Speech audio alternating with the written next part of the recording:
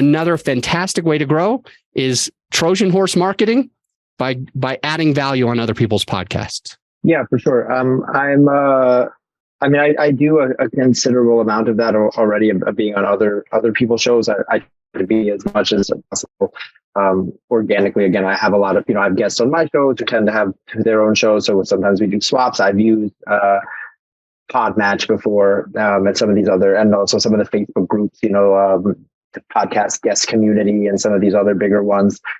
So it's definitely something I already try to do, but I know I could always be doing more because it's just free publicity. It's always a good thing. What's your call to action when you're there?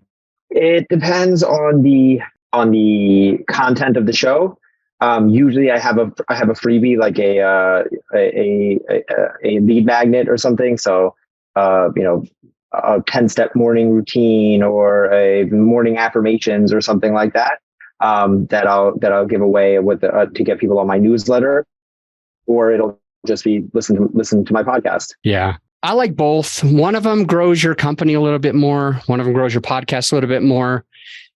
I believe spending time up front, investing in the podcast growth can pay a lot of dividends, because if you have 100 listeners or if you have 3,500 listeners, then you can grow a lot more organically later with your whole business. And so I like to suggest, and not everybody agrees with me, I like to suggest only having a call to action for your podcast.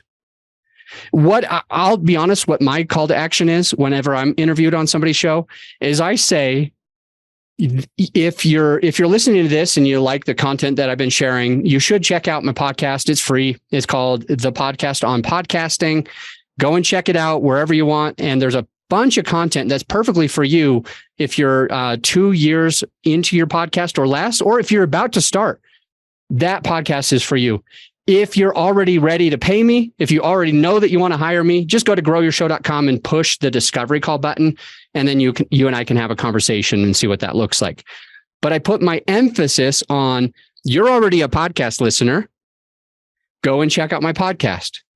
You're already getting value from me right now. Get more value from me. And that's, instead of like the 10 ways to do this, the 10 steps to do this, the 3 steps, my lead magnet, I focus on get them over to my podcast, because then they'll start to trust you more. Maybe a small percentage of people will actually download your lead magnet from someone else's show, but a higher percentage will go and check out your podcast. And if you continue to add value to them, they're going to know you, like you, and trust you a lot more. And they'll be more likely to download that lead magnet later. So I want the listener, and for you, Paul, to just switch your calls to action to a compelling offer. Why do they have to listen to your podcast? What are they going to get out of listening to your podcast? If you want more of this, it's free.